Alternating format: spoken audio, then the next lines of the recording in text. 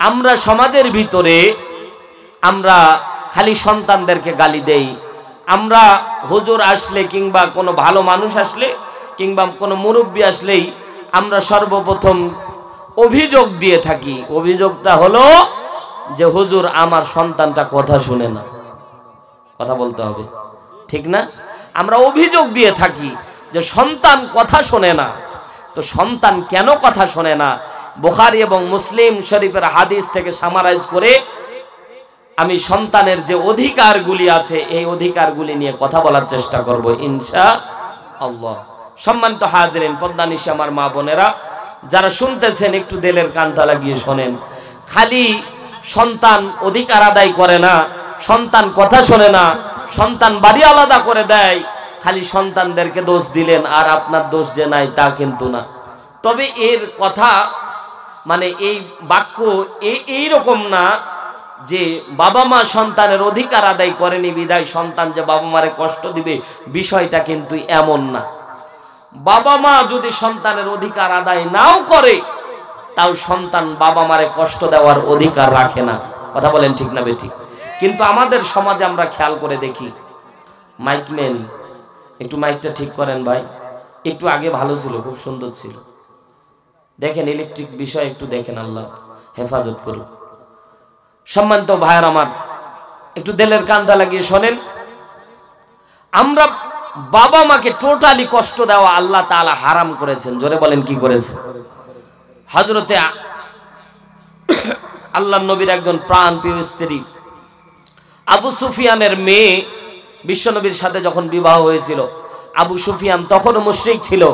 আবু সুফিয়ান যখন এসেছিল তখন আল্লাহর নবীর স্ত্রী জিজ্ঞাসা করেছিল, ইয়া রাসূলুল্লাহ, আমার বাবার সাথে কি সৌহার্দ্যপূর্ণ আচরণ করব?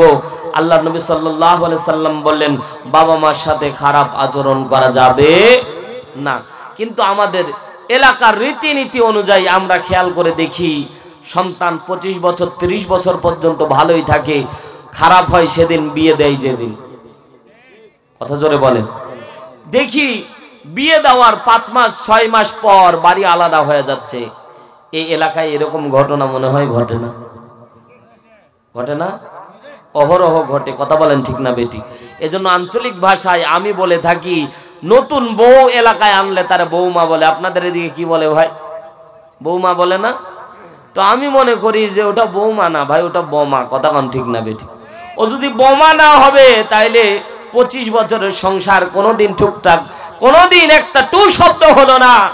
আর বৌমা বৌমা ঘরে আসার সাথে 2 মাসের ব্যবধানে কয় বুড়া বুড়ির কুটকুটির যন্ত্রণায় আমরা থাকতে পারবো না। কথা বলেন না কেন? বাবা মার শব্দকে যারা বুড়া বলি বলে গালি দেয়, বাবা আমারে যারা বুড়া বলি বলে, বাবা আমার কর্কশ, বাবা মার কাশি যারা সহ্য করতে পারে না, কপাল পরা। এ পদ্মানিশি মা বোনেরা দিলের কানটা লাগিয়ে শোনেন মা, একটাই ব্যাপার, এই জায়গায় মাহজুর হয়ে যায় পুরুষেরা। আপনারে ছাড়তেও পারে না, আপনারা এমন শর্ত জুড়ে দেন, এমন শর্ত জুড়ে যায়, হয় আমি থাকবো নাহলে তোমার বাবা মা থাকবে। কথা বলেন না কেন? জোরে বলতে হবে, ঠিক না বে ঠিক? হয় আমি থাকবো না হয় তোমার বাবা মা থাকবে। ইজ্জতের ভয়ে, লোকচক্ষুর ভয়ে অনেক সময় বাবা মারে সন্তানেরা কষ্ট পর্যন্ত দেয়। কিন্তু এ পদ্মানিশি মা বোনেরা গভীর মনোযোগ দিয়ে শোনেন, আজকে আপনি বৌমা, একদিন আপনিও শাশুড়ি মা হবেন, ঠিক না? একদিন আপনি বৌমা, একদিন আপনিও হবেন শাশুড়ি মা, আপনিও একদিন হবেন দাদিমা কিংবা নানিমা। আল্লাহ তাআলা চেইন অফ কমান্ড একটার সাথে আরেকটা জুড়ে দিয়েছে। আজকে বৌমা হওয়ার পরে বৃদ্ধ বাবা মারে যখন কষ্ট দিয়েছ, বৃদ্ধ বাবা মারে যখন কষ্ট দিয়েছ, আল্লাহ রব্বুল আলামিন কিন্তু আসমান থেকে দেখেছে, ঠিক না বেঠিক? জোরে বলেন। আপনার সন্তান যেটা আসবে এটাও আপনার সাথে হৃদ আচরণ করবে, আপনার সাথে সৌহার্দ্যপূর্ণ আচরণ করবে না। কথা বলেন ঠিক কি না? আল্লাহ রাব্বুল আলামিন যে সকল সন্তানেরা বাবা মানে কষ্ট দাও, একটু দিলের কানটা লাগিয়ে শোনেন। আল্লাহ রাব্বুল আলামিন বলেন, ওয়া ক্বাদা রাব্বুকা আল্লা তা'বুদু ইল্লা ইয়াহু ওয়া বিল ওয়ালিদাইনি ইহসানা। জোরে বলেন আল্লাহু আকবার। আল্লাহ রাব্বুল আলামিন বললেন, ওয়া ক্বাদা রাব্বুকা, তোমার প্রতিপালক দলিল করে দিচ্ছে, তোমার প্রতিপালক নির্ধারণ করে দিচ্ছে, তোমার প্রতিপালন আল্লাহর পক্ষ থেকে এলান করে দেওয়া হচ্ছে, ওয়াকাযা রাব্বুকা আল্লা তা'বুদু ইল্লা, আল্লাহ ছাড়া আর কারো ইবাদত করা যাবে না। ইবাদত করতে হবে কার? জোরে বলেন না, আরো জোরে বলেন কার? ও ভাই, ঈমান পূর্ণ কথাগুলি দিলের কানটা লাগিয়ে শোনেন, ঈমান বাড়বে। এ মুসলমান, আল্লাহ তাআলা বললেন আল্লাহ তা'বুদু ইল্লা, আল্লাহ ছাড়া আর কারো ইবাদত করা যাবে না। তার মানে বোঝা গেল আয়াত থেকে আরো কারো ইবাদত থাকতে পারে, নাইলে তো ইল্লা শব্দ ব্যবহার করতো না। আল্লাহ তাআলা বুঝাচ্ছেন দুনিয়ার মানুষেরা মানুষের তাবেদারি করতে যাইবে, দুনিয়ার মানুষেরা মানুষের গোলামি করবে, দুনিয়ার মানুষ দেবদেবীর পূজা করবে। এজন্য আল্লাহ রাব্বুল আলামিন বলছেন আল্লাহ তা'বুদু ইল্লা, একমাত্র ইবাদত দাসত্ব গোলামি শুধুমাত্র কার? আরো জোরে বলেন কার? আরো জোরে বলেন কার? একমাত্র আল্লাহর। জোরে বলেন না কার? এক আঙ্গুল আসমানের দিকে উঁচু করে বলেন কার? একমাত্র আল্লাহর। আল্লাহ রাব্বুল আলামিন সূরা জারিয়াত 56 নম্বর আয়াতে বলেন ওয়া মা খালাকতুল জিন্না ওয়াল ইনসা ইল্লা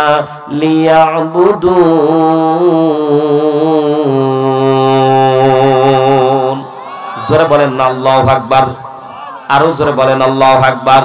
আল্লাহ রাব্বুল আলামিন বলেন ওয়া মা খালাকতুল জিন্না ওয়াল ইনসা ইল্লা লিয়াবুদুন, আমি মানব এবং জিন জাতিকে তৈরি করেছি এজন্য নয়, এজন্য তৈরি করেছি আমার ইবাদত দাসত্ব গোলামি করবে। জোরে বলেন সুবহানাল্লাহ। সূরা মুমিন 65 নম্বর আয়াত আল্লাহ রাব্বুল আলামিন বলেন হুয়াল হাইয়্যু লা ইলাহা ইল্লা হুয়া ফাদউহু মুখলিসিনা লাহুদ্দিন আলহামদুলিল্লাহি রাব্বিল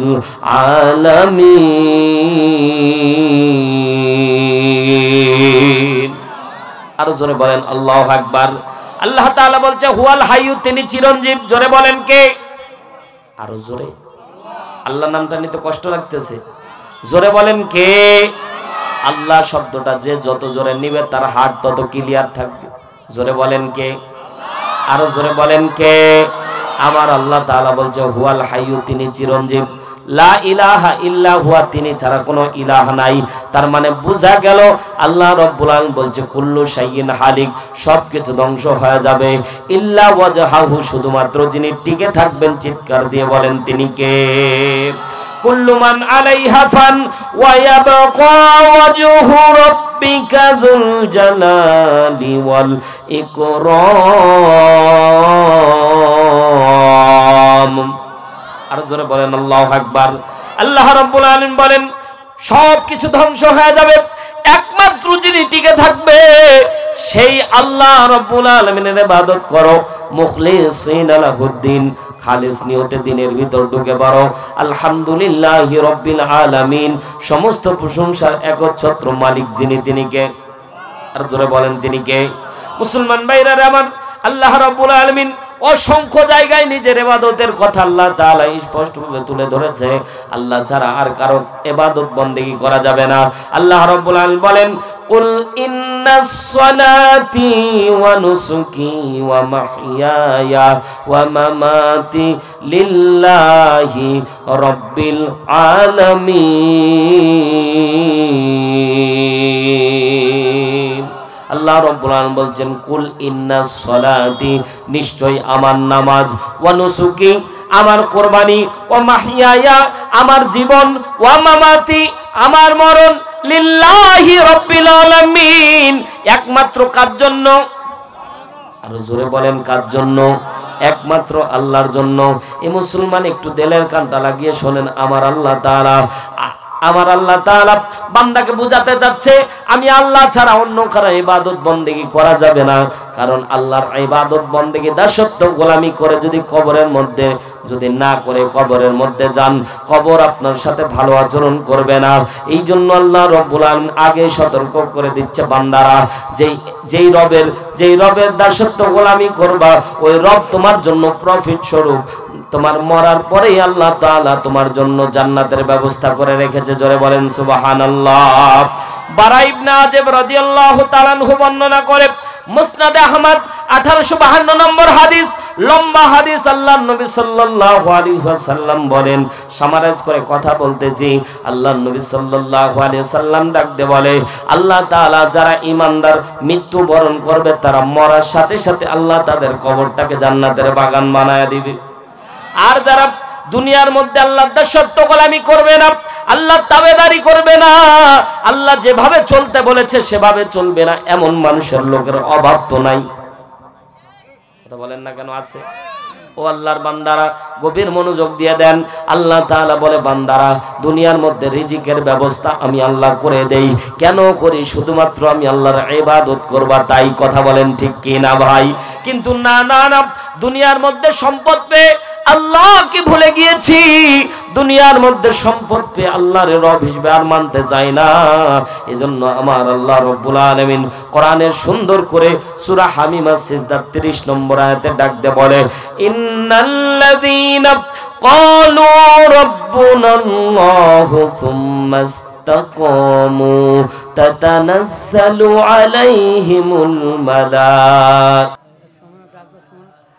লা ইলাহা, দয়াল এদিকে আসো, লা ইলাহা ইল্লাল্লাহু মুহাম্মাদুর রাসূলুল্লাহ সাল্লাল্লাহু। মুসলমান ভাইরা আমার কথা শোনেন, আমি বলতেছিলাম সন্তানের প্রতি পিতামাতারও অনেকগুলি দায়িত্ব আছে। বুখারী এবং মুসলিম শরীফের হাদিস, বিশ্বনবী সাল্লাল্লাহু আলাইহি সাল্লাম বলেন, পিতামাতা সন্তানের অধিকার আদায় করবে ৭৭টি। জোরে বলেন কয়টি? আর জোরে বলেন কয়টি অধিকার আছে? ৭৭টি অধিকার। ৭৭টি অধিকার বর্ণনা করতে গেলে লম্বা সময় লাগবে। এই ৭৭কে সামারাইজ করে আমি 10টা অধিকারের কথা বলবো ইনশাআল্লাহ। 1 নাম্বার, সন্তানের বাবা মার কাছে প্রাপ্য অধিকার হচ্ছে বাবা একজন নেককার স্ত্রী খুঁজবে, একজন নেককার স্ত্রী নিবে। কারণ বেপরদার মহিলার পেট থেকে কোনোদিন ভালো সন্তান আশা করা, কথা বলেন না কেন? এই যে পেট পিট উদাম করে আজকের মা বোনেরা চলে, ঠিক না বেঠিক? জোরে বলেন। আজকের সমাজের রীতি হলো, আগেকার দিনে দাদি আর নানিদেরকে দেখতাম তসবির দানা টিপতে টিপতে ক্ষয় করতো, আর এখনকার মা বোনদেরকে দেখি রিমোটের দানা ক্ষয় করে দেয়। কথা বলেন না কেন? ঠিক না বেঠিক? জোরে বলেন। অনেকে বলতেছেন না বউয়ের ভয় পাচ্ছেন নাকি ভাই? হ্যাঁ, এখনকার দিনে দাদি আর নানি রিমোটের দানা টিপতে টিপতে ক্ষয় করে। এরা ওই যে স্টার জলসা, জি বাংলা, নানান রকমের চ্যানেল দিয়ে আজকে সমাজটাকে আমাদের ধ্বংস করে দেওয়া হয়েছে। কথা জোরে বলেন ঠিক না বেঠিক? এমন ভাবে নাটকগুলি তারা সাজিয়েছে, আপনারা হয়তো ভাবেননি, কল্পনাও করেননি। হিন্দুরা তাদের মন্দিরে উলু উলু ধ্বনি দেয়, মুসলমানের ঘরে সাপ্লাই হয়। কথা বলেন না কারো? দেখবেন দুর্গা পূজার সিনগুলো এমন ভাবে সাজায়, তার স্বামীকে তালাক দিতে পারে কিন্তু সিরিয়াল তালাক দেয় না। কথা বলেন ঠিক না বেঠিক? এমন ভাবে দেয়। আর ওরা পূজাগুলিকে এমন আইটেমে সাজায়, ওগুলো দেখা যেন জরুরি হয়ে গেছে। আর ওই সময় হিন্দুরা তাদের মন্দিরে উলু উলু ধ্বনি দেয়, আর মুসলমান টিভিটা খুলে রেখেছে, মুসলমানের ঘরে সাপ্লাই হচ্ছে। কথা জোরে বলেন ঠিক না বেঠিক? বুঝতেও পারেন নাই ঘরের ভিতরে কিভাবে আপনার মন্দির কায়েম হয়ে গেছে, টেরও পান নাই। ঠিক না? বুঝেছেন আজও পর্যন্ত? মুসলমান দিলের কানটা লাগিয়ে শোনেন, যেদিন থেকে পর্দা উঠে গেছে শহর, আজকে দেখবেন খেয়াল করে, গ্রামগঞ্জে তো এখনো ঠিক আছে, কিন্তু শহর অঞ্চলে কিংবা আরো উপর লেভেলের রাজধানী এলাকার মধ্যে গেলে পর্দার কোনো বালাই থাকে না। কথা বলেন ঠিক কি না? খেয়াল করে দেখলাম যে যত বড় ধনী, যে যত বড় কোটিপতি, তার মেয়ে তত ল্যাংটা। কথা বলেন না কেন? ছোট্ট ছোট্ট পোশাক পরে, আর এগুলো মনে করে যে পশ্চিমা রাষ্ট্রের সাথে নিজেকে তাল মিলায় চলতেছে। আগে খেয়াল করে দেখতাম যে আগে 4 পিস, আগে কত পিস ছিল? শুরুতে ছিল 4 পিস, তারপরে আসলো 3 পিস, তারপরে এখন চলতেছে 2 পিস, আর কয়েকদিন পরে 1 পিস, তারপর 9 পিস। কথা বলেন না কেন? ঠিক না বেঠিক? এভাবে দেখবেন যে সামনের যে দিন আসতেছে ভাই, আল্লাহ মাফ করুক, এখনকারই যে ডিজিটাল যুগ ভাই, আগেকার দিনে দেখতাম পর্দানিশী মা বোনেরা, দেখতাম যে কেউ যদি আসতো, অচেনা কেউ আসলে দেখতেন এইরকম করে সুন্দর করে ঘোমটাটা এইরকম করে দিত। কথা বলেন ঠিক না বেঠিক? জোরে বলতে হবে ঠিক না বেঠিক? কিন্তু ডিজিটাল যুগের দাদি আর নাতনি খেয়াল করে দেখলাম এই যে ওন্না নেয় এরকম করে, কথা কয় না কেন? এখন তো তাও এটা তো তাও ভালো ছিল ভাই, কিন্তু এখন নেয় এরকম করে, কথা কয় না কেন? ঠিক না বে ঠিক? যুবক ভাইরা কথা বলো, ঠিক না বে ঠিক? এইরকম করে যে নিল, এতে কি ফায়দা হইলো বলেন তো? কিছু ফায়দা হইলো? বরঞ্চ আরো এটা খারাপ বিশ্রী দেখায়, কথা বলেন ঠিক না বে ঠিক? মুসলমান ভাইরা আমার, পর্দানিশী আমার মা বোনেরা, দিলের কানটা লাগিয়ে শোনেন। 1 নাম্বার পয়েন্টের কথা বলতেছিলাম, দিনদার ইমানদার স্ত্রী গ্রহণ করতে হবে। বেপর্দা নারী দ্বারা কখনো সুসন্তান আশা করা যায় না। এ হাফেজে কোরআন হবে না, ও ঠিকই হবে, কিন্তু ও হবে কটকটির মতো, কথা বলেন ঠিক কিনা? জামা আসে দেখেন না, নতুন নতুন জামা, আর এমন সিস্টেমে তারা অ্যাডভার্টাইজ গুলা দেয় ওই জামার জন্য, আর ওই পাখি ড্রেসের জন্য, আর ওই নতুন নতুন জামার নতুন নতুন আইটেম দেয়, আর ওইগুলোর জন্য দেখবেন যে ওইগুলো এমন ভাবে আবদার করে, না দিলে ফাঁসি পর্যন্ত দেয় ছোট্ট ছোট্ট বাচ্চারা, কথা জোরে বলেন ঠিক না বেঠিক? বেপরদাই নারীরা আজকে ছেয়ে গেছে, নারীদের পর্দার আর বালাই নাই। নারীরা মনে করতেছে যত প্রকার শরীরের অঙ্গভঙ্গি যত দেখাবো তত মনে হয় মজা, কিন্তু তারা আজও পর্যন্ত খেয়াল করে দেখলো না যে অঙ্গগুলি তারা পরপুরুষকে দেখাচ্ছে। এই অঙ্গগুলি সম্পর্কে বিশ্বনবী মুসলিম শরীফের হাদিসের মধ্যে বলছেন, আল্লাহ নবী সাল্লাল্লাহু আলাইহি সাল্লাম একদিন হঠাৎ করে সকালবেলা কান্না করতেছে। পর্দানিশী মা বোনেরা, অনেক মা বোনে এসেছেন, দিলের কানটা লাগিয়ে শোনেন। আমি আপনাদের বিপক্ষে ওয়াজ করার জন্য আসিনি মা, আপনি যাতে করে জান্নাতি হন এজন্য আপনার প্রতি অনুরোধ করে কথাগুলি শোনেন। আল্লাহ নবী সাল্লাল্লাহু আলাইহি সাল্লাম কান্না করতেছেন। আম্মা জান হযরত ফাতিমা রাদিয়াল্লাহু তাআলা আনহা ডাকতে বলেন, আব্বা, ও কলিজার টুকরা বাবা, বলেন তো কাঁদতেছেন কেন? বাবার কথা মনে পড়েছে বুঝি? বলে না না না। মায়ের কথা মনে পড়েছে বুঝি? বলে না না না। আজকে মনে হয় দাদার কথা মনে পড়েছে? বলে না। তাহলে কেন কাঁদতেছেন বলেন? আল্লাহ নবী সাল্লাল্লাহু আলাইহি সাল্লাম বলেন, ও মা, গত রাত্রে দুইজন আগন্তুক, দুইজন ব্যক্তি, দুইজনের কাঁধের মধ্যে ভর করে আমার জান্নাত এবং জাহান্নাম প্রত্যক্ষ করাইলো। স্বপ্নের ভিতরে আমি জান্নাত দেখলাম, জাহান্নাম দেখলাম। এ মা, জান্নাত দেখার পরে কলিজাটা ভরে গেল, কিন্তু যখন জাহান্নামগুলি দেখতেছিলাম, জাহান্নামের দৃশ্য দেখার পরে আমার কলিজাটা কেঁপে উঠলো। কেমন জাহান্নামের অনেকগুলি গর্তের বর্ণনা দিয়েছেন। এ পদ্মানিশী মা বোনেরা, দিলের কানটা লাগিয়ে শোনেন। বিশ্বনবী সাল্লাল্লাহু আলাইহি সাল্লাম বলেন, আমাকে ফেরেশতারা সামনের দিকে যখন নিয়ে গেল, একটা গর্তে খেয়াল করে দেখলাম লোহার শিকলগুলি গরম করা হচ্ছিল। কিন্তু স্বাভাবিকভাবে যখন কামার যখন লোহা গরম করে, বলেন তো কেমন রং হয়? আরো জোরে দেখেছেন আপনারা? জোরে বলেন কোন রং?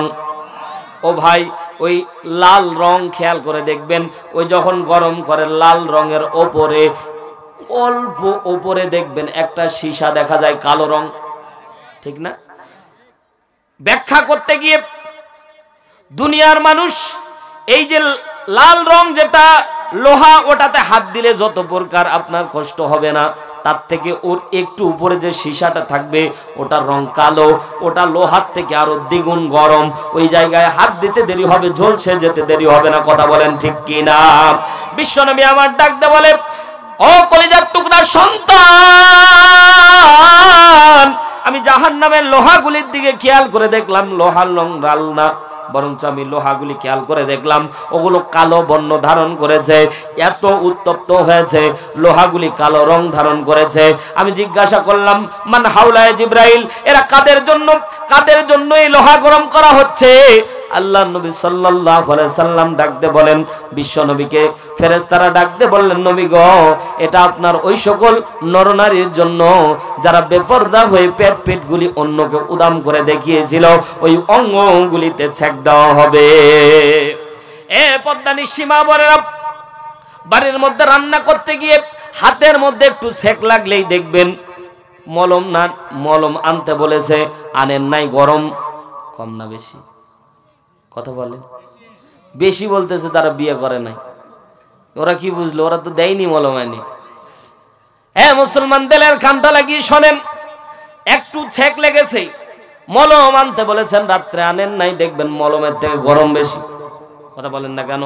এ পর্দানিশী মা বোনেরা, এটা সাধারণ কোনো ছ্যাক আপনারা দেওয়া হবে না মা।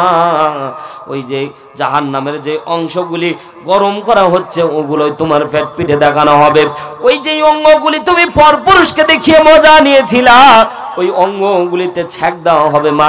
একটু খেয়াল করে দেখবা, দুনিয়ার মধ্যেই তো একটু গরম সহ্য করা যায় না, আর ওই অঙ্গগুলিকে ছ্যাক দেওয়া হবে। বলতে সেটা কতদিন পর্যন্ত দেওয়া হবে? যতদিন ইসরাফিল আলাইহিস সালাতু ওয়াস সালাম সিংহায় ফু না দিবে, কবরের মধ্যে এই আযাব চালু হয়ে যাবে। জোরে বলেন না উযুবিল্লাহ। পর্দানিশী আমার মা বোনেরা, দিলের কানটা লাগিয়ে শোনেন মা। আল্লাহ নবী সাল্লাল্লাহু আলাইহি সাল্লাম দুনিয়ার মানুষদেরকে আল্লাহ তাআলা বিশ্ব নবীকে জান্নাত জাহান্নাম দেখানোর ফলে আল্লাহ তাআলা বুঝাতে যাচ্ছে, এ নারীরা তোমরা যদি তওবা করে ফিরে আসো, আল্লাহ তাআলা তোমাদেরকে মাফ করে দিবে। জোরে বলেন সুবহানাল্লাহ। এক নাম্বার উত্তম স্ত্রী নির্বাচন করা। দুই নাম্বার হলো যে এমন স্ত্রী নির্বাচন করা যে স্ত্রী থেকে আপনারা ফায়দা পাবেন। জোরে বলেন সুবহানাল্লাহ। বিশ্বনবী সাল্লাল্লাহু আলাইহি সাল্লাম বলেন, বুখারীর হাদিস, আল্লাহ নবী সাল্লাল্লাহু আলাইহি সাল্লাম বলেন 4221 নম্বর হাদিসের মধ্যে বিশ্বনবী বলেন, আবু তালহা রাদিয়াল্লাহু তাআলা আনহুর একটা ঘটনা এখানে বর্ণিত হয়েছে। উম্মে সুলাইম রাদিয়াল্লাহু তাআলা আনহা হযরতে একজন ঈমানদার স্ত্রীর কাছ থেকে কিভাবে আপনি সুযোগ পেতে পারেন, একজন ঈমানদার স্ত্রী কিভাবে আপনার সুখ দিতে পারে, এ পয়েন্টের উপর আল্লাহ নবী সাল্লাল্লাহু আলাইহি সাল্লাম হাদিস বর্ণনা করে। উম্মে সুলাইম রাদিয়াল্লাহু তাআলা আনহার একজন সন্তান ছিল। অসুস্থ অবস্থায় স্বামী আবু তালহা যখন সফরের মধ্যে গেল, আবু তালহা যখন ফিরে আসতেছিল, সন্তান অসুস্থ অবস্থায় সন্তান মারা গিয়েছে। উম্মে সুলাইম রাদিয়াল্লাহু তাআলা আনহা সাথে সাথে গোলামদেরকে বললেন, এ গোলামেরা, কেউ আমার সন্তানের মৃত খবর তোমরা তালহাকে দিবা না। হযরতে তালহা রাদিয়াল্লাহু তাআলা আনহা সাথে সাথে হযরতে তালহা চলে আসলেন। হযরত তালহা যখন রুমের মধ্যে প্রবেশ করলেন, সাথে সাথে হযরতে তালহা জিজ্ঞাসা করলেন, প্রাণপ্রিয় স্ত্রী উম্মে সুলাইম, বলো আমার সন্তান কেমন আছে? সাথে সাথে উম্মে সুলাইম কান্না জনিত কণ্ঠ না, হাসি, একটা মুচকি হাসি দিয়ে ডাক দিয়ে বলল, আমাদের সন্তানেরা আগের থেকে আরামে শান্তিতে ঘুমাচ্ছে। সুবহানাল্লাহ বলে। এ পদ্মানিশী মা বোনেরা, আমাদের সন্তান মারা গেলে তো হাউমাউ করে কাঁদতো, ঠিক না? কিন্তু দেখেন কিভাবে বরকত আসে। এ পদ্মানিশী মা বোনেরা, স্বামী বিদেশ থেকে এসেছে। উম্মে সুলাইম রাদিয়াল্লাহু তাআলা আনহা সাথে সাথে সন্তানকে এক কোণের মধ্যে লাশটাকে শায়িত করে রেখে উম্মে সুলাইম নিজের মাঝে জগদ্দল পাথরকে চাপ দিয়ে রেখে হযরতে তালহার জন্য সুন্দর করে সাজুগুজু করলেন। সাথে সাথে উম্মে সুলাইম খেয়াল করে দেখলেন, স্বামী যখন বাড়ির মধ্যে ফিরলেন, সাথে সাথে স্বামীকে মনোরঞ্জন করলেন।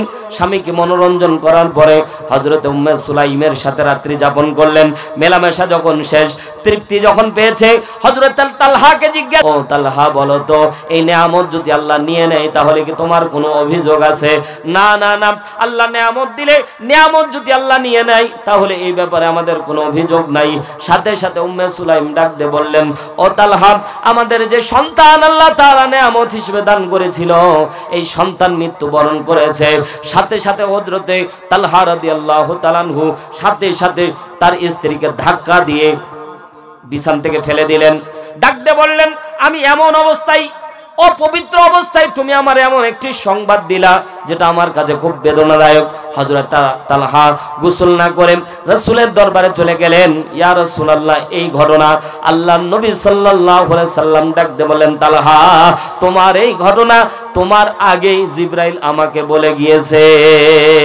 ঘোষণা দিয়েছে জিবরাইল, আজকে যে রাত তোমরা অতিবাহিত করেছো আমার আল্লাহ রাব্বুল আলামিনের কাছে এই রাতটা অনেক দামি তোমাদের জন্য।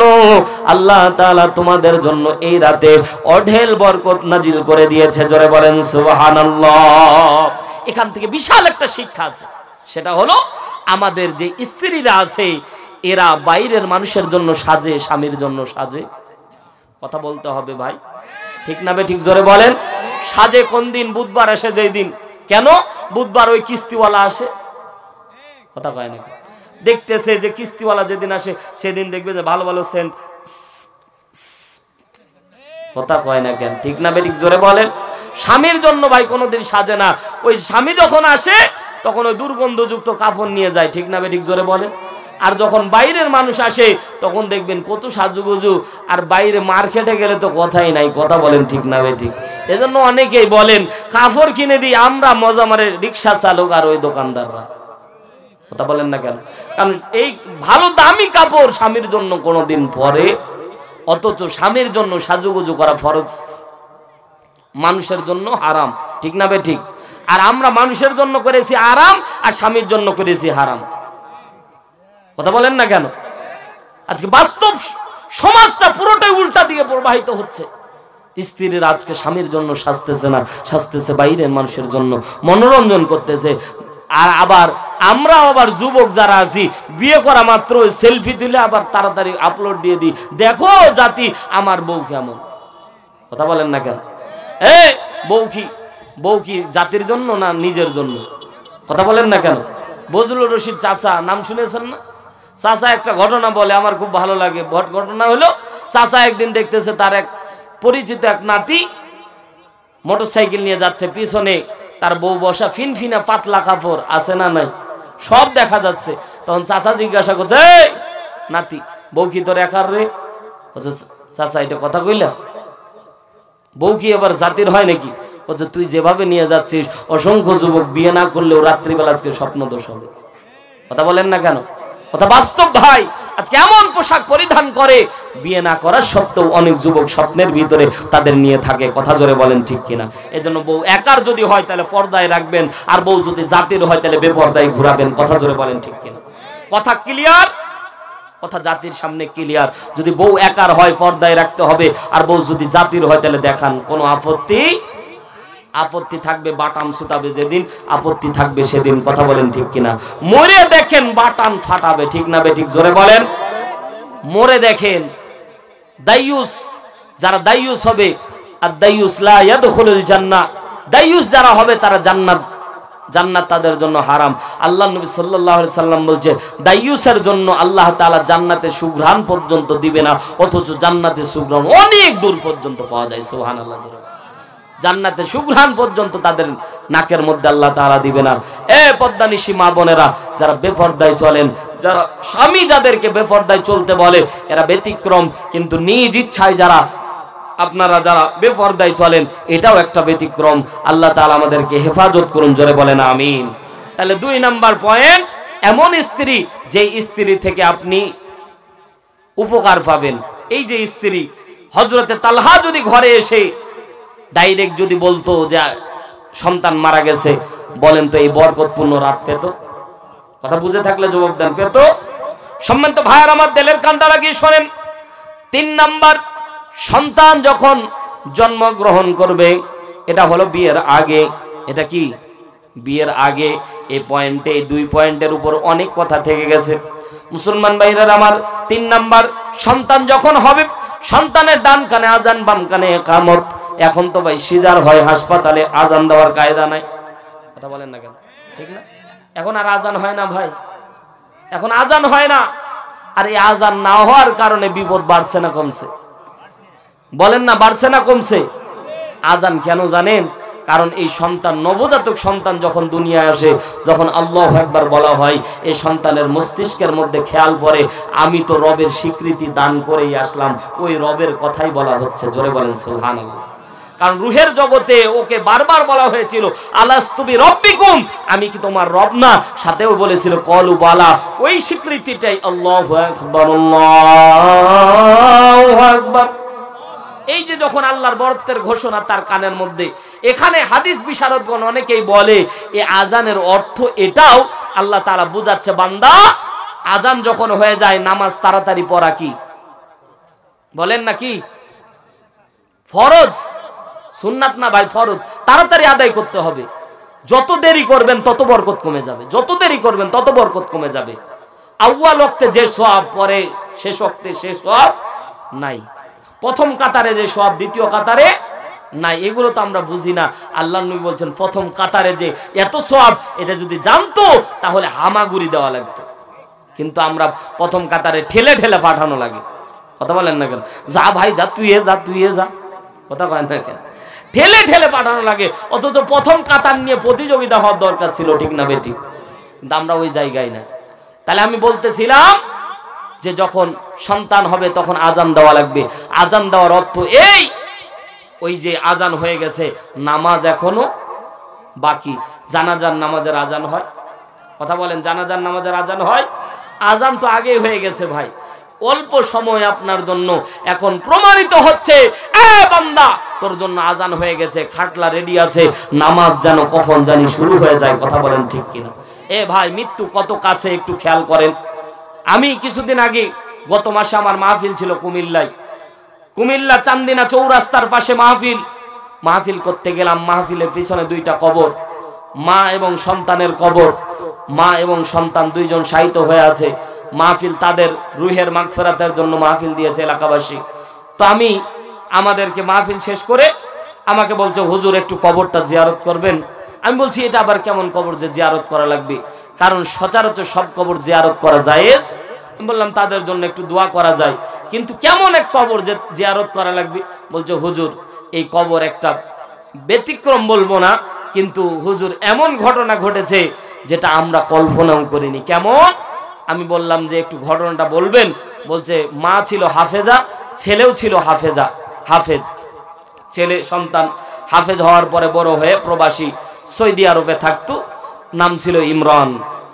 মা জননী মারা গেল, মারা যাওয়ার সময় ওসিয়ত করে গেল এলাকার লোকজন, আমার সন্তান আসা পর্যন্ত অন্তত আমার লাশটাকে তোমরা রেখিও, যদি ফ্রিজিং করা লাগে তাও রাখিও, আমার সন্তান এসে যাতে আমার মনিটা জানাজা পড়ায়। সন্তানকে ফোন দেওয়া হলো। সন্তান বলেন তো মায়ের খবর পাইলে কি সন্তান বসে থাকে? সারা রাত প্রসেসিং করে সকাল ফার্স্ট ফ্লাইটে চলে আসলো। আন্তর্জাতিক বিমানবন্দরে নামার পরে একটা হাইস গাড়ি ভাড়া করলো, মায়ের জানাজা দিবে।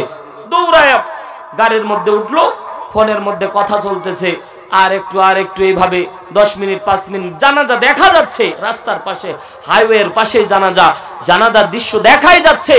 অমনি ওই সন্তান, আর 5 মিনিট সময়, এলাকার লোকজন তার জন্য উজুর পানি রেডি করে রেখেছে, নামবে, উজু করে জানাজায় দাঁড়াবে। 5 মিনিট আর সময় আছে, আলেম ওলামা কথা বলতেছে।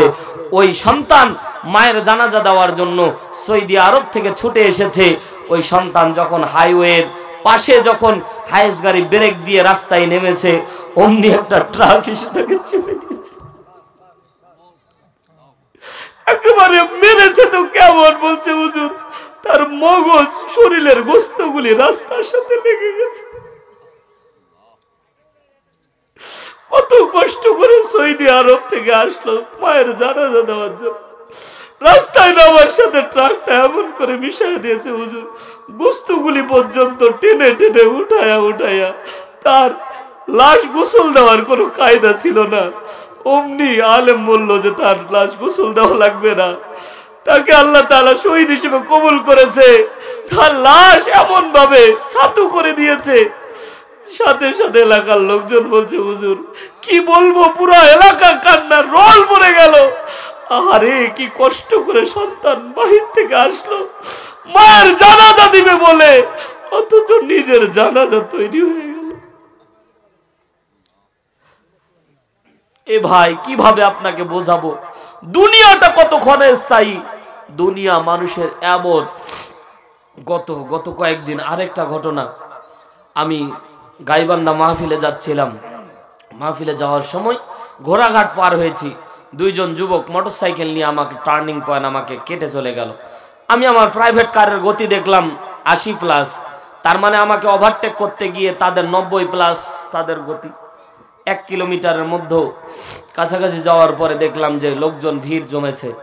খেয়াল করে দেখলাম, আমি গাড়ি থেকে নেমে আস্তে আস্তে পায়ে আগায় দেখতেছি ওই যে 2 জন যুবক আমাকে ওভারটেক করে চলে আসলো। একটা প্রত্যক্ষদর্শী বলে, হুজুর একটা ইঁটে লেগে ওই 2 জন রাস্তার মধ্যে পড়ে গেছে, অমনি একটা গাড়ি এসে তাদেরকে চাপা দিয়ে চলে গেছে।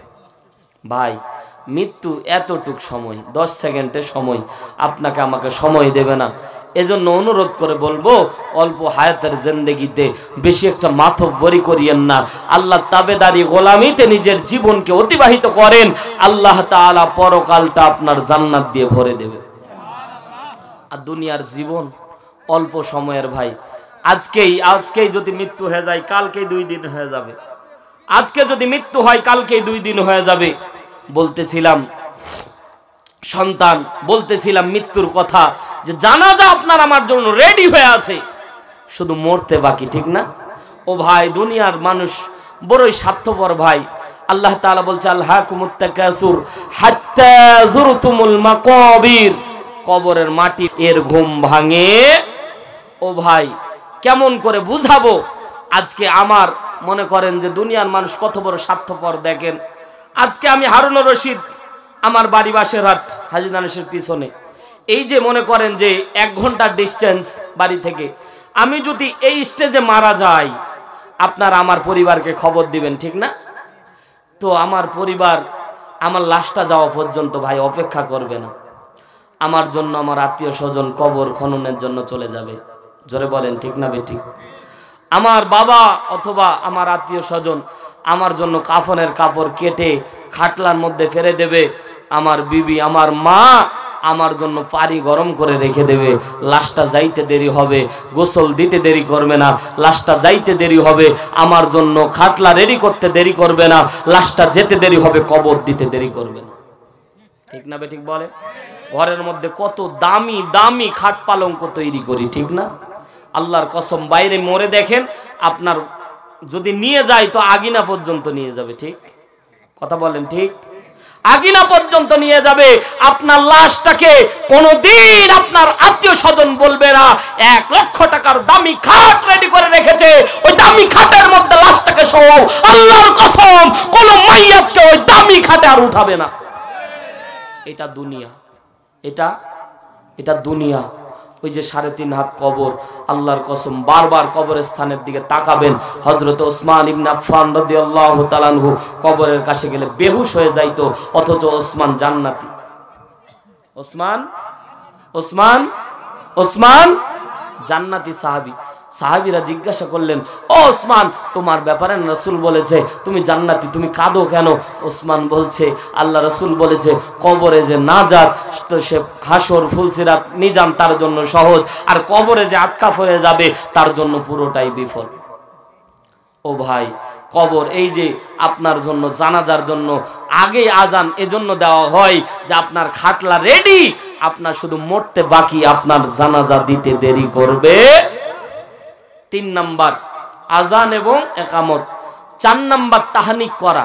4 নাম্বার তাহানিক করা। আমরা তাহানিক জিনিসটা বুঝি না, অথচ রাসূল সাল্লাল্লাহু আলাইহি ওয়াসাল্লামের কাছে কোনো সন্তান নিয়ে গেলে রাসূল একটু খেজুর চাপ দিয়ে নরম করে একটু লালাটাকে ওই সন্তানের মুখে দিয়ে দিত। জোরে বলেন না সুবহানাল্লাহ।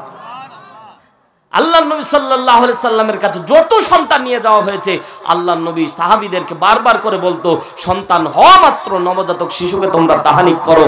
তাহানিক অর্থ হলো খেজুরকে চাবায়া নরম করে ওই খেজুরের লালাটাকে একটু তার মুখে দেওয়া, ও একটু ঠোঁটটা নাড়বে। আল্লাহ রাসূল সাল্লাল্লাহু আলাইহি সাল্লাম বলছে এর মাঝে বরকত আল্লাহ তাআলা দিয়ে দিবে। জোরে বলেন সুবহানাল্লাহ। 5 নাম্বার আল্লাহর নবী সাল্লাল্লাহু আলাইহি সাল্লাম বলছে মাথা মুন্ডন করা। 7 দিনের দিন আকিকা করানো। 7 দিনের দিন, জোরে বলেন 7 দিনের দিন আকিকা করানো। ওই যে 14 দিন আর 21 দিন আর জীবনে একবার আর কুরবানির দিন। 14 দিন আর 21 দিন সম্পর্কে যে হাদিস 2টি বর্ণিত হয়েছে, এই হাদিস দুর্বল হাদিসের আমল করবেন কেন? সবল হাদিস 7 দিনের দিন আকিকা দিয়ে দিবেন। সুবহানাল্লাহ। আর যারা বলে জীবনে একদিন দেওয়া, এটা হচ্ছে মিথ্যা গোস্ত খাওয়ার ধান্দা। কথা বলেন ঠিক কিনা? কোনো অধিকার নাই, এই হক থাকে না আপনার। 14 দিন 21 দিন, এই 2টা হাদিস দুর্বল পয়েন্টে বর্ণিত হয়েছে, কিন্তু জীবনে একবার। আর আমরা কুরবানি আসলে 7 ভাগ দিয়ে দেই, 6 ভাগ হচ্ছে আকিকার আর 1 ভাগ কুরবানি। কথা কয় না কেন? আপনাদের এলাকায় দেয় না এরকম করে? কুরবানির দিনে তো ধান্দাবাজি ভাই, গোস্ত খাওয়ার নিয়ত। কথা বলেন ঠিক না ভাই? ঠিক। আকিকা কয় দিনের দিন দিবেন? জোরে বলেন কয় দিন? রাসূল সাল্লাল্লাহু আলাইহি সাল্লাম বলেছে ছেলের জন্য 2টি, মেয়ের জন্য 1টি। আরেক হাদিসের মধ্যে বিশ্বনবী সাল্লাল্লাহু আলাইহি সাল্লাম বলেন তোমাদের যদি অভাব থাকে তাহলে তোমরা ছেলে সন্তানের জন্য 1টি দিলেও হবে। সুবহানাল্লাহ। জোরে বল। ইসলাম অনেক সহজ, কঠিন না ভাই। আল্লাহ নবী সাল্লাল্লাহু আলাইহি সাল্লাম বলেন 6 নম্বরে মাথা মুন্ডন করো। মাথা মুন্ডন করার পরে যতটুক চুল হবে এই চুলটুক ওজন করে দিয়ে ওর ওজনে রূপোর সমপরিমাণ দাম তোমরা সদকা করে দাও। সুবহানাল্লাহ বলে। এতে করে ওই সন্তানের যত বিপদ আপদ বালা মুসিবত আল্লাহ তাআলা দূর করে দিবে। জোরে বলেন সুবহানাল্লাহ। বলেন একটাও পালন করতেছি? বলেন একটাও পালন করতেছি? জানি না তো ভাই, জানি না তো কি পালন করবেন বলেন। 7 নাম্বার, আল্লাহ নবী সাল্লাল্লাহু আলাইহি সাল্লাম বলেন ছোট্ট বাচ্চাকে তাওহীদ শিক্ষা দাও। কি শিক্ষা? তাওহীদ শিক্ষা দাও, আল্লাহর একত্ববাদের শিক্ষা দাও, আল্লাহর দাসত্বের শিক্ষা দাও, আল্লাহর গোলামের শিক্ষা দাও। 8 নাম্বার, বিশ্বনবী সাল্লাল্লাহু আলাইহি সাল্লাম বলেন ওই সন্তানকে কোরআন শিক্ষা দাও। আজকে আমরা তো সন্তানদেরকে কোরআন শিখাই না, ঠিক না বেটি? সন্তানদেরকে মাদ্রাসায় দিই না, মাদ্রাসায় দিলে নাকি ফকিরি বিদ্যা শিক্ষা। কথা বলেন না কেন? গ্রামের ভিতরে যেটা হাঁটতে পারে না, চলতে পারে না, ফিরতে পারে না, যেটার ল্যাংরা খোলা ওইটারে দাও মাদ্রাসায়, আর যেটার ব্রেন আছে ওইটারে দাও কিন্টার গার্ডেনে। কথা জোরে বলেন, ঠিক না বেটি? কারণ ওইটা ওই যে চলতে পারে না, ওই এক কানা ওই এইরকম করেই চাচ্ছে, দে ভাই দে। আর ওই মনে করতেছি কোরআনের শিক্ষা মানে আমরা মনে হচ্ছে কোরআনের শিক্ষা মানে আমরা মনে করতেছি যেটা ফকিরি বিদ্যা, অথচ কোরআনের শিক্ষা সবচেয়ে দামি শিক্ষা। লিল্লাহে তাকবীর। প্রধান মেহমানের আগমন, আল্লাহ কবুল করুন। জোরে বলেন আমিন। সম্মানিত ভাইরা আমার, একটা উদাহরণ দিয়ে আমি শেষ করে দেব ইনশাআল্লাহ। আমরা অনেকেই মনে করি যে কোরআনের শিক্ষা অর্জন করলে মনে ভাত পাওয়া যাবে না। আমরা যখন ছোট্টবেলায় মাদ্রাসা যাইতাম তখন আমাদের বাপসা ছাড়া আমাদের এলাকার কিছু মুরব্বীরা নাক ছিটকানি দে, মাদ্রাসায় যাচ্ছিস ভাত পাবি না রে। কথা বলেন না কেন? ঠিক না? মেহমান দেখেন নাই? মাশাআল্লাহ,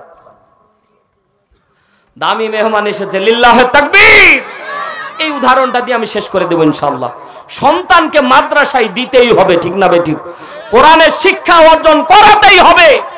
আপনি যদি সন্তানকে ইঞ্জিনিয়ার বানান, আগে হাফেজে কোরআন বানান। আপনি যদি সন্তানকে ব্যারিস্টার বানান, আগে হাফেজে কোরআন বানান। আপনি সন্তানকে যদি ডাক্তার বানান, আগে হাফেজে কোরআন বানান। এই সন্তান হাফেজ হবে, ইঞ্জিনিয়ার হবে, ব্যারিস্টার হবে, উকিল হবে, এই সন্তান দামি হবে।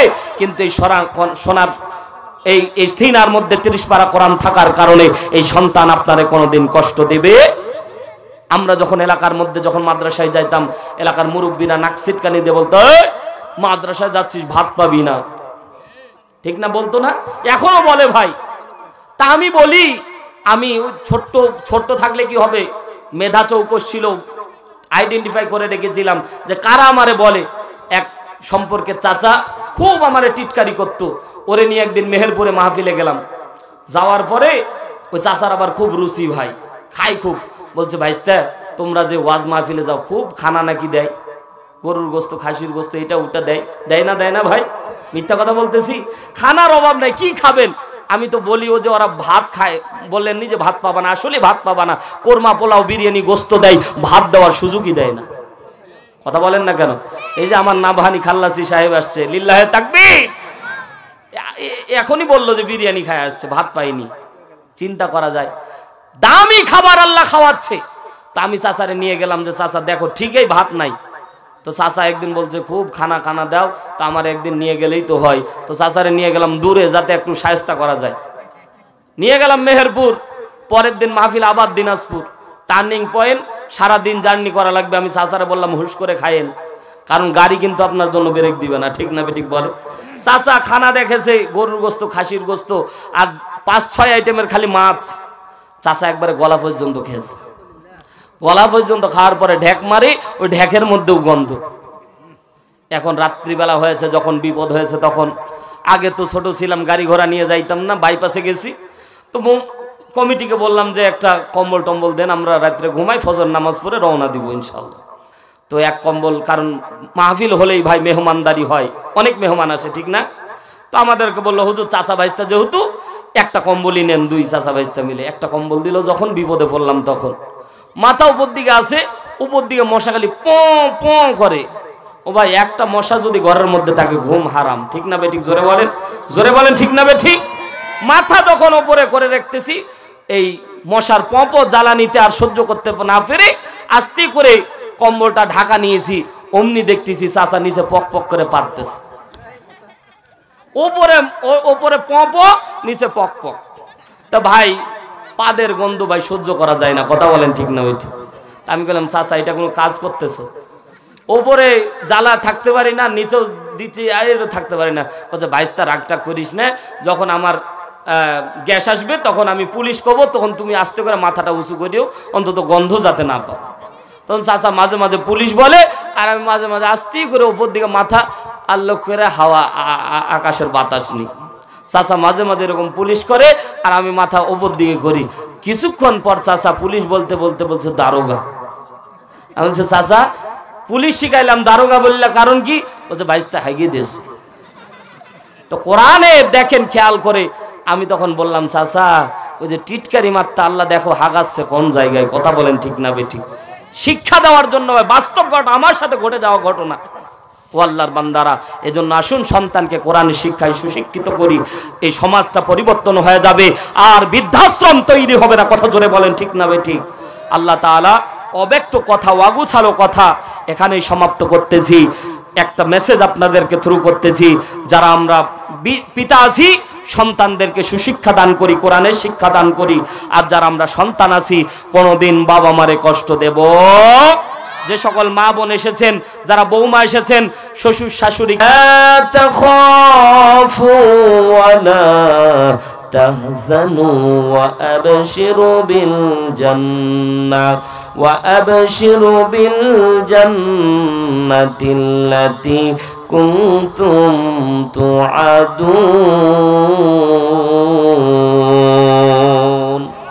কোরআন শুনলে ভালো লাগে না খারাপ? এ মুসলমান, ঘটনা আমিও জানি, এক ঘটনা ধরলে সারা রাত চলে যাবে কিন্তু ফায়দা হবে না, ঠিক না? কথা শোনেন, ইমান বাড়বে। আল্লাহ রাব্বুল আলামিন বলে ইন্নাল্লাযীনা, নিশ্চয়ই যারা কলু বলে রব্বুনাল্লাহ, আমাদের রব আল্লাহ। জোরে বলেন আমাদের রব কে? আরো জোরে বলেন আমাদের রব কে? আল্লাহ রাব্বুল আলামিন। এই রবের স্বীকৃতি আল্লাহ তাআলা সূরা আরাফের 172 নম্বর আয়াতে আল্লাহ তাআলা, যখন আপনি আমি রুহের জগতে ছিলাম, সেই রুহের জগতে আল্লাহ রাব্বুল আলামিন আপনার আমার রবের স্বীকৃতি নিচ্ছেন কিভাবে? আল্লাহ তাআলা ডাকতে বলছে আলাস্তু বিরব্বিকুম, আমি কি তোমাদের রব নয়? সাথে সাথে আমরা ঘোষণা দিয়েছিলাম কলু বালা, হে আমাদের প্রতিপালক, হ্যাঁ আপনি আমাদের রব, আপনি আমাদের সব। দুনিয়ার মধ্যে আসার পরে রবকে ভুলে গেলাম, দুনিয়ার পরে আসার পর রবের গোলামি ভুলে গেলাম, দুনিয়ার পরে আসার পরে সম্পদ পাওয়ার পরে আল্লাহরে ভুলে গেলাম। আল্লাহ রাব্বুল আলামিন এজন্য রবের স্বীকৃতি নিতে গিয়ে ডাকতে বলে ইন্নাল্লাযীনা, নিশ্চয়ই যারা কলু, মুখ দিয়ে স্বীকার করেছে এবং করবে, রব্বুনাল্লাহ, আমার রব আল্লাহ, সুম্মাস্তাকামু, এরপরে এর উপরে ইস্তেকামাত থাকবে। আল্লাহ তাআলা বলে বান্দারা শুনে নাও, শুনে নাও, আমি আল্লাহ রাব্বুল আলামিন আমার পক্ষ থেকে তোমাদেরকে এলান করে দিচ্ছি, জানায়া দিচ্ছি, আমি আল্লাহ বলে দিচ্ছি তাতানাজ্জালু আলাইহিমুল মালাইকা, তোমাদের জন্য আমি আল্লাহ রাব্বুল আলামিন দলে দলে ফেরেশতা নাজিল করব। জোরে একবার বলেন না সুবহানাল্লাহ। জিজ্ঞাসা করতে চাই মুসলমান, কখন ফেরেশতা আসবে? কখন আসবে জানেন? আল্লাহ যে দলে দলে ফেরেশতা নাজিল করবে, কখন নাজিল করবেন? মৃত্যুর সময়। জোরে বলেন কোন সময়? মৃত্যুর সময়। কেন? তাফসিরে কাসির, তাফসির ইবনে কাসির, আল্লামা ইবনে কাসির রাহমাতুল্লাহ আলাইহি, তিনি তার তাফসির গ্রন্থের মধ্যে লেখেন, দুনিয়ার মানুষ একটা সময় মাহজুর হয়ে যায়। মানুষ যখন মৃত্যুর কোলে ঢলে পড়ে তখন মানুষ মাহজুর। দুনিয়ার সম্পদ তার কাজে আসে না, কথা বলেন ঠিক কিনা? সম্পদ থাকলে কাজে আসবে না, ক্ষমতা থাকলে কাজে আসবে না। আসবে নাকি? প্রধানমন্ত্রী জান কবজ হবে না নাকি? রাষ্ট্রপতি জিল্লুর রহমান রাষ্ট্রপতির ক্ষমতায় থাকার পরে কতগুলি হাজার হাজার বডিগার্ড নিয়ে ঘুরে, বলেন তো রাষ্ট্রপতি থাকা অবস্থায় তার মৃত্যু হয়েছে কি হয় না? তার মানে বোঝা গেল বডিগার্ড থাকতে পারে কিন্তু রুহ গার্ড কেউ নাই, কথা বলেন ঠিক কিনা? আল্লাহ বলে নির্ধারিত সময় তোমার জন্য আমি আল্লাহ রাব্বুল আলামিন ফেরেশতা নিযুক্ত করে দিয়েছি, এক সেকেন্ড আগেও হবে না পরেও হবে না। ক্ষমতার বাহাদুরি দুনিয়ার মধ্যে চললেও পরকালে চলবে না, কথা বলেন ঠিক কিনা? মুসলমান ভাইরা আমার, পদ্মা নিশি আমার মা বোনেরা, আল্লাহ তাআলা বলে বান্দা যখন মানুষ মৃত্যুর কোলে উপনীত হয়ে যায় তখন মানুষ মাহজুর হয়ে যায়। 8টা 10টা সন্তান থাকলে এলাকার মধ্যে মাতব্বরি করে, আমার মতো ক্ষমতাধর আর কেউ নাই, কথা জোরে বলেন ঠিক না বে ঠিক? দেখবেন গ্রামের ভিতর তার লাঠির জোর খুব, আমার 10টা সন্তান দেখে নেব, ঠিক না? 10টা সন্তানের বাহাদুরি করে, কিন্তু না না না, মৃত্যুর সময় ডান দিকে সন্তানেরা দাঁড়ায় আছে, বাম দিকে সম্পদ দাঁড়ায় আছে, সামনে ক্ষমতা দাঁড়ায় আছে, বলেন দেখি কোনো কাজে আসবে? আল্লাহ বলে বান্দা ওই সময় আমি আল্লাহ আমার পক্ষ থেকে তাতানাজ্জাল মুজারের সিগা, আল্লাহ বলছে আমি পাঠাচ্ছি এবং পাঠাবো। আল্লাহ রব্বুল আলামিন ডাক দে বলে বান্দারা আমি আল্লাহ রব্বুল আলামিন তোমার জন্য ফেরেশতা নিযুক্ত করে দিয়েছি। তাতানাজ্জালু আলাইহিমুল মালাইকা, মালাকুন এক বচন, মালাইকা বহু বচন। আল্লাহ তাআলা বলছে দলে দলে তোমাদের জন্য ফেরেশতা নাজিল হবে। ফেরেশতা নাজিল হয়ে প্রথম কাজ কি? সাথে সাথে আল্লাহ ডাক দে বলবেন আল্লাহ তাখাফ, প্রথম শব্দ বলবে বান্দা ভয় পেও না, ওয়ালা তাহজানু চিন্তা করো না, ওয়া আবশিরু বিল জান্নাহ, যে জান্নাতের সুসংবাদ আল্লাহ তাআলা আগে দান করেছে। কোন কোন মুফাসসিরিন ইকরাম বলে ফেরেশতারা জান্নাতটাকে উঠিয়ে বান্দার চোখের সামনে তুলে ধরবে। জোরে একবার বলেন না সুবহানাল্লাহ। জান্নাত যদি কেউ দেখতে পায় বলেন তো মরতে কষ্ট হবে। আল্লাহর বান্দারা, বিশ্ব নবী বুখারীর হাদিসের মধ্যে মৃত্যুর 17 আইটেমের সিম্পটম বর্ণনা করেছেন। মানুষের মুখের চেহারা দেখলেই বোঝা যায় জান্নাতি না জাহান্নামী। অনেক ব্যক্তিকে খেয়াল করে দেখবেন আল্লাহ ওয়ালা এলাকার মধ্যে সুনামধন্য, এলাকার মধ্যে খুব আল্লাহ ভীরু লোক ছিল, দেখবেন মুচকি একটা হাসি দিয়ে মারা গেছে, হয় না ভাই? ও আল্লাহর বান্দারা, বাস্তব কথা, যখন ফেরেশতারা জান্নাত তুলে ধরবে ওই ব্যক্তি মুচকি একটা হাসি দিবে, অমনি জান কবজ হয়ে যাবে, ওই হাসিটা অম্লান হয়েই থাকবে। কথা জোরে বলেন ঠিক কি না? মুসলমান ভাইরা আমার দিলের কানটা লাগিয়ে শোনেন, আমার আল্লাহ রব্বুল আলামিন বুঝাতে যাচ্ছে বান্দা আমি আল্লাহর ইবাদত দাসত্ব গোলামি করলে তোমার জন্য লস নাই বান্দা, পরকালীন জিন্দেগি তোমার জন্য আমি আল্লাহ সুখময় জান্নাতের ব্যবস্থা করে রাখবো। পরকালীন সফলতাই বড় সফলতা। কথা বলেন ঠিক কি না? কারণ এই দুনিয়া অল্প হায়াতের জিন্দেগি, সম্পদ থাকলেও মরতে হবে, না থাকলেও, জোরে বলেন, সম্পদ থাকলেও মরা লাগবে, না থাকলেও।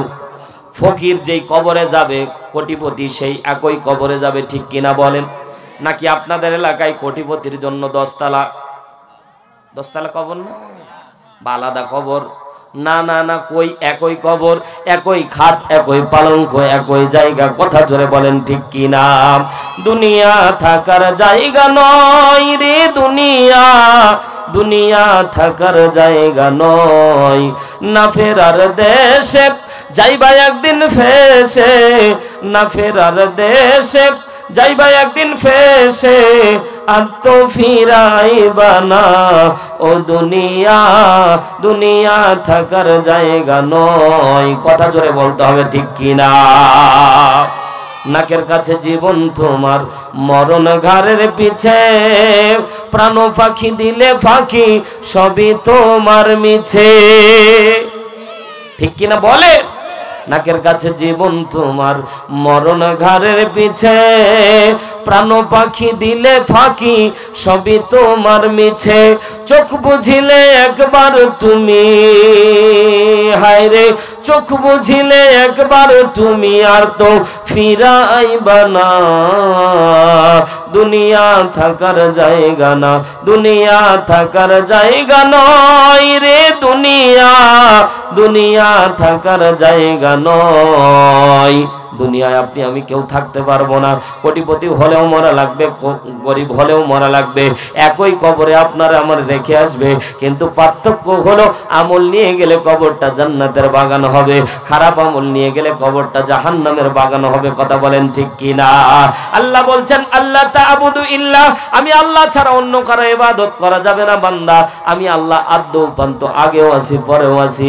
আমি আল্লাহর লয় নাই, আমি আল্লাহর ক্ষয় নাই বান্দা। তোমার ক্ষয় আছে, লয় আছে, তুমি মরে যাবা, কিন্তু আমি আল্লাহ জীবিত, আগেও আছি পরেও আছি বান্দা। আমি আল্লাহ রব্বুল আলামিন তোমার ভালো মন্দ জাস্টিফাই করার জন্য বিচার দিবস তোমার জন্য রেডি করে রেখেছি।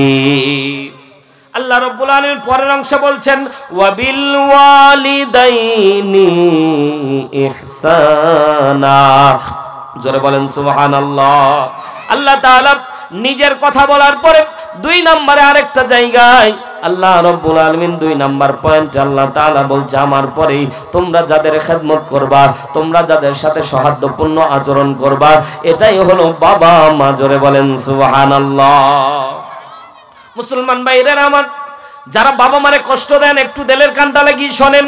আল্লাহর নবী সাল্লাল্লাহু আলাইহি সাল্লাম হাদিসের মধ্যে বলেন, জোরে বলেন, আল্লাহর নবী হাদিসের মধ্যে বলেন, বাবা মার খেদমত করলে আল্লাহ 5টা পুরস্কার দেয়। জোরে বলেন কয়টা? আর জোরে বলেন কয়টা? 1 নাম্বার দিলের কানটা লাগিয়ে শোনেন, হায়াত বেড়ে যায়। 1 নাম্বার হায়াত বেড়ে যায়, 2 নাম্বার রিজিক বেড়ে যায়। সুবহানাল্লাহ বলবেন। 1 নাম্বার হায়াত বাড়বে, 2 নাম্বার রিজিক বাড়বে, 3 নাম্বার সম্মান বাড়ায় দিবে, 4 নাম্বার মৃত্যুর সময় কালিমা নসিব হবে, 5 নাম্বার মরার সাথে সাথে আল্লাহ কবরটাকে জান্নাতের বাগান বানাবে। মুসলমান, যারা বাবা মারে কষ্ট দিবেন আল্লাহ রিজিকের সংকীর্ণতা করে দেবেন। যারা বাবা মারে কষ্ট দেবেন তাদের জীবনটা অত্যন্ত কষ্টের হয়ে যাবে, বুঝতেও পারবেন না, কষ্টের মধ্যে জীবন চলে যাবে। কথা বলেন ঠিক কিনা? যাদের বাবা মা আছে অনুরোধ করে বলবো, যাদের বাবা মা মরে গেছে আল্লাহর দরবারে ক্ষমা চেয়ে নেবেন, বাবা মার জন্য বেশি বেশি দান সদকা করবেন। আল্লাহর বান্দারা একটু দিলের কানটা লাগিয়ে শোনেন। আপনারা ঘটনা শুনেছিলেন হযরতে আলকামা রাদিয়াল্লাহু তাআলা আনহুর, অনেক ঘটনা, মাশহুর ঘটনা বর্ণিত হয়েছে আলকামা। কিন্তু একটা জিনিস আপনারা হয়তো জানেন না, কি কারণে আলকামার মা রাগ করেছিল, কি কারণে রাগ করেছিল। এ মুসলমান দেখেন বাস্তবতার আলোকে আমাদের জিন্দেগিতেও এইরকম অহরহ ঘটনা ঘটে কিনা। হযরতে আলকামা যেদিন মৃত্যুবরণ করে, আলকামার জবান দিয়ে কালেমা নসিব হয় না, অথচ আলকামা জান্নাতি সাহাবী। জোরে বলেন না সুবহানাল্লাহ। আলকামা জান্নাতি কেন বললাম? কারণ বিশ্বনবী বলেছেন, যারা যুদ্ধের ময়দানে আমার সাথে যারা যুদ্ধ করেছে, এরা যখন যুদ্ধের ময়দান থেকে ফিরে এসেছে এরা জান্নাতি। জোরে বলেন না সুবহানাল্লাহ। হযরত আলকামার জিন্দেগি পড়ে দেখলাম, বদরের যুদ্ধ বাদ দিয়ে আল্লাহর নবীর সাথে প্রত্যেকটা যুদ্ধে অংশগ্রহণ করেছিল। তার মানে আলকামা জান্নাতি সাহাবী ছিল, আলকামা গাজী সাহাবী ছিল। হযরতে আলকামা রাদিয়াল্লাহু তাআলা আনহু মৃত্যুর সময় উপনীত হয়ে গেল, কালেমা নসিব হচ্ছে না। বিশ্বনবী চলে গেলেন, যাওয়ার পরে হযরতে আলকামার মাকে ডাক দিয়ে বলেন, আলকামার মা তুমি তোমার সন্তানকে ক্ষমা করে দাও। এ মুসলমান, যারা মা বাবারে কষ্ট দাও, মা বাবার চোখের পানি যারা বের করো, মা বাবারে যারা ধাক্কা দিয়ে বাড়ি থেকে বের করে দাও, একটু ওয়াজটা শুনে দিলের কানটা লাগিয়ে যদি পরকালীন সফলতা পেতে চাও তাহলে ওয়াজটা আপনার জন্য। আর যদি পরকাল না বিশ্বাস করেন আপনার জন্য হাজার ওয়াজ করলেও লাভ নাই। কথা বলেন ঠিক কিনা? এ পদ্মানিশী মা বোনেরা, দিলের কানটা লাগিয়ে শোনেন। মা হযরত আলকামা রাদিয়াল্লাহু তাআলা আনহু মাকে যখন আল্লাহর নবী ডাক দিয়ে বললেন, তোমার সন্তানকে ক্ষমা করে দাও, বলেন না না না, সন্তানকে আমি ক্ষমা করব না। বলে মা কতটা কষ্ট পেলে সন্তানকে ক্ষমা করতে চাই না। আল্লাহর নবী আর দেরি করলেন না, সাথে সাথে বললেন, কাঠখড়ি জোগাড় করো, আলকামার জন্য জিন্দা অবস্থায় আলকামারে জ্বালায় দাও। হযরতে আলকামার মা ডাক দিয়ে বললেন, নবী গো, কি কারণে কাঠখড়ি জোগাড় করতেছেন? বলে জিন্দা অবস্থায় যে মারে কষ্ট দেয় এরে আমি কোন রকমের ছাড় দিতে চাই না, আলকামাকে আমি জিন্দা জ্বালিয়ে দেব। লিল্লাহে তাকবীর। প্রধান অতিথির আগমন, প্রধান অতিথির আগমন। আল্লাহ কবুল করুন, জোরে বলেন আমিন। মুসলমান ভাইরা আমার, দিলের কানটা লাগিয়ে শোনেন। হযরতে আলকামার মাকে আল্লাহর নবী ডাক দিয়ে বলে, আলকামার মা বলো বলো, কি কারণে তুমি রাগ করে আছো? আলকামার মা বলে, ইয়া রাসূলুল্লাহ, ইয়া হাবিবাল্লাহ, ওগো পয়গম্বর, খেয়াল করে দেখলাম আমার যখন বাজার থেকে কোনো খাদ্য খাবার নিয়ে আসতো, আমার সন্তান আমার হাতে না দিয়ে বউয়ের হাতে খাবার দিত। এমন সন্তান আমাদের সমাজেও আছে না নাই? এ মুসলমান, দিলের কানটা লাগিয়ে শোনেন। আল্লাহর নবী সাল্লাল্লাহু আলাইহি সাল্লাম ডাক দিয়ে বলে, তারপর আলকামার মা ডাক দিয়ে বলেন, ইয়া রাসূলুল্লাহ, আমার বৌমা খাদ্য খাবারগুলি আমার সামনে বের করতো আর আমার সামনে খাইতো, আমারে কষ্ট দিত। ইয়া রাসূলুল্লাহ, মনের মধ্যে কষ্ট লাগতো। আলকামারে কত কষ্ট করে বড় করলাম, আর আলকামা আজকে আমার মনের মধ্যে কষ্ট দেয়। আলকামার জন্য বদদুয়া দিলাম, আল্লাহ আলকামা যত বড় আল্লাহ ওয়ালা হোক না কেন, আলকামা যাতে করে মরার সময় তার কালেমা নসিব না হয়। আল্লাহ তাআলা এই দোয়া কবুল করে নিয়েছিলেন, এজন্য আলকামা মৃত্যুর সময় কালেমা নসিব হচ্ছিল না। এ মুসলমান, এই ভুলটা যদি আপনার আমার মাঝে থেকে থাকে, তওবা করে ফিরে আসা লাগবে। মায়ের হাতে মা বাবারে খুশি করতে ভাই বেশি কিছু লাগে না। কথা বলেন ঠিক কিনা? একটা আপেল নিবেন, কয় টাকা দাম? বলে 30 টাকা দাম। মায়ের হাতে দিবেন, বাবার হাতে দিবেন। মা কেমন মা, বাবা কেমন বাবা, আপেলটা যখন বাবার হাতে দিবেন, মায়ের হাতে দিবেন, এ মুসলমান আমি তার প্রত্যক্ষদর্শী, খেয়াল করে দেখবেন বাবা মা আপনারে গালি দিবে, এই বাবা আপেলটা এত টাকা দিয়ে কেনার দরকার কি ছিল? কথা বলেন না কেন? মা জননী একটা আপেলের দাম 30 টাকা, অথচ মা বলবে বাবা এত টাকা দিয়ে আপেল কেনার কি দরকার ছিল? এই যে কথাটা বলবে ভাই, এটা আল্লাহর আরশ পর্যন্ত খুশি হয়ে যাবে। জোরে বলেন সুবহানাল্লাহ। মা বাবারে খুশি করতে বেশি কিছু লাগে না। এই মুসলমান আরেকটা উদাহরণ দিলে বুঝতে পারবেন। বিশ্বনবী সাল্লাল্লাহু আলাইহি সাল্লাম বুখারীর হাদিসের মধ্যে বর্ণনা করে, হযরতে জুরাইজ রাহমাতুল্লাহ আলাইহি বনি ইসরাইলের একজন আবেদ বান্দা ছিল। আল্লাহর ইবাদত করত, সারা দিন মায়ের খেদমত করত, সারা রাত আল্লাহর ইবাদত করত, সারা দিন রোজা রাখত। এই আল্লাহর আবেদ বান্দা হযরতে জুরাইজ রাহমাতুল্লাহ আলাইহি তার মা যখন একদিন হযরতে জুরাইজের ইবাদতখানায় গিয়ে হযরতে জুরাইজকে ডাক দিল, জুরাইজ বাড়ির মধ্যে কি আছো? হুজরা খানার মধ্যে কি আছো? হযরতে জুরাইজ ওই সময় নামাজরত অবস্থায় ছিল। হযরতে জুরাইজ চিন্তা করতেছেন, উম্মি ওয়া সালাতি, মা ডাকতেছে, এইদিকে নামাজের মধ্যে আছি। গুরুত্ব দিল নামাজের, মায়ের ডাকে সাড়া দেয় নাই।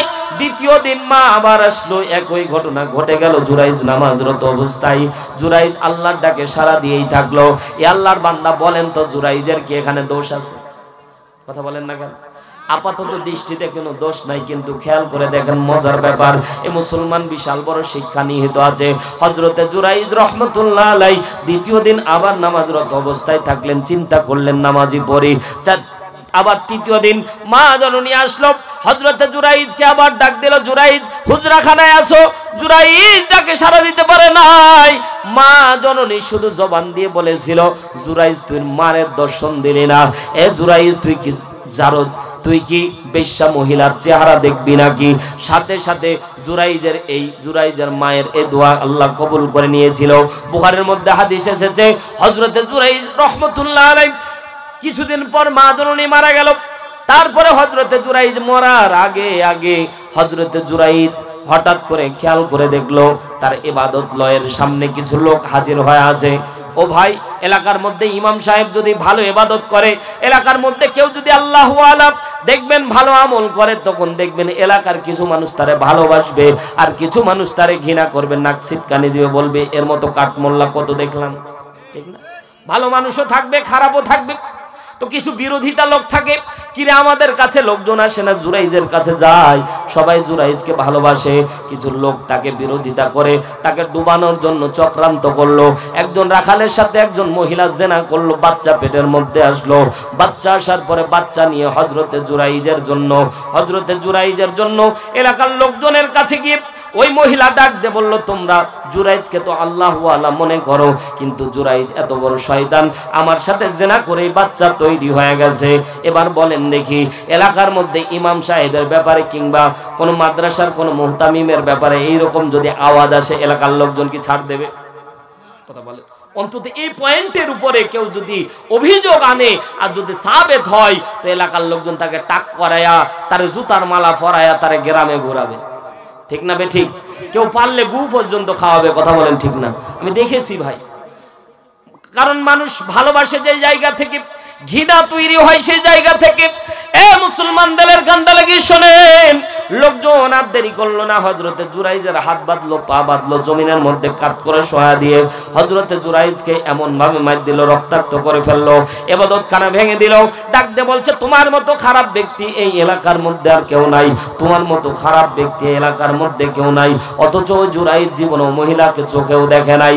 ওই যে মা জননী বলেছিল, জুরাইজ মায়ের দর্শন দিলি না, তুই জানো জেনাকার মহিলার দর্শন নিবি। এই যে মায়ের বদদোয়া আল্লাহ তাআলা কবুল করে নিয়েছিল। মুসলমান ভাইরা আমার, হযরতে জুরাইজ চোখের পানি ছেড়ে আল্লাহরে ডাকতে বলে, আল্লাহ জীবনে মহিলারে দেখি নাই, কেন এত বড় অপবাদ? সাথে সাথে জুরাইজের অন্তরের মধ্যে ইলহাম হয়ে গেল, যারা আল্লাহর আবেদ বান্দা থাকে, এটা তো বুখারীর হাদিস।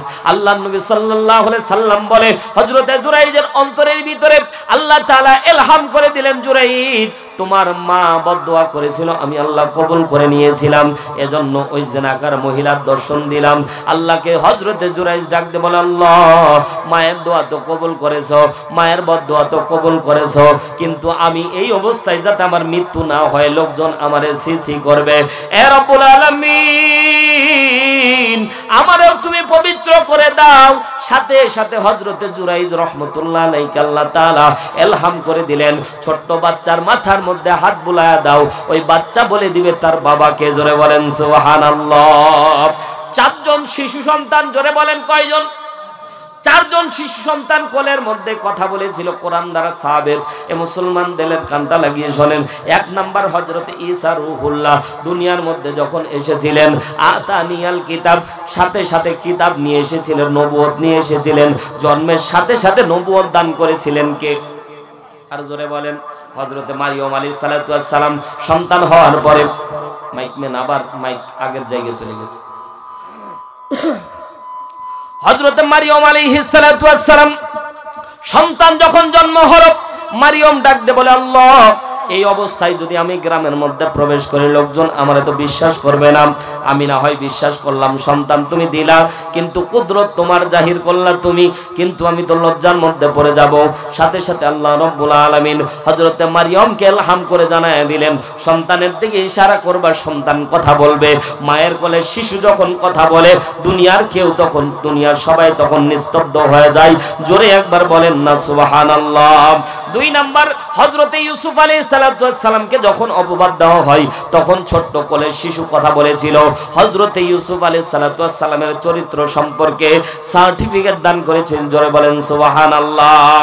ফেরাউনের ঘরে মাসেতাব ছোট্ট সন্তান জন্ম দিয়েছিল, ইসলামের জন্য, কোরআনের জন্য যখন জীবন দিয়েছিল মাসেদা, তখন ছোট্ট সন্তানকে তেলের কড়াইয়ের মধ্যে যখন ফেলে দিয়েছিল, নবজাতক শিশু জন্মের পরেই কথা বলেছিল, মা ওটা তেল না রে মা, ওখানে লাফ দিতে দেরি হবে, জান্নাত পেতে দেরি হবে না। জোরে বলেন সুবহানাল্লাহ।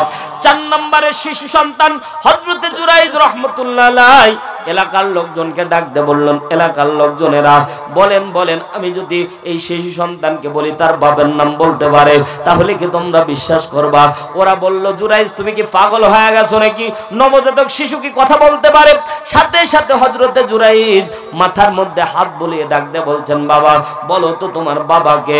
সাথে সাথে ওই সন্তান ডাক দিয়ে বলছে, আমার বাবা হলো একটা রাখাল। লোকজন জুরাইজের পায়ে পড়ে গেল, ডাক দিয়ে বলে, জুরাইজ অপরাধ করেছি, অন্যায় করেছি, তোমারে না বুঝে মার দিয়েছি। হযরতে জুরাইজকে বলতেছে, তোমার ইবাদত লয় আরো সুন্দর করে দেব, তোমার ইবাদত খানা আরো ভালো করে বানিয়ে দেব। কিন্তু জুরাইজ ডাকতে বলল, না না না, এটা আমার কপালে নসিবের মধ্যে লেখা ছিল, মায়ের বদদুয়া যেন আমার আল্লাহ রাব্বুল আলামিন কবুল করে নিয়েছিল। এ মুসলমান, আল্লাহ তাআলা দেখায় দিল, পৃথিবীর মানুষদেরকে শিক্ষা দিল, বাবা মারে বিন্দু পরিমাণে কষ্ট দেওয়া যাবে না। বাবা মা যদি নিজের অজান্তেও যদি আপনার বিপক্ষে একটা বদদুয়া বের করে দেয়, কবুল করে নিবেন কে? আর জোরে বলেন কে?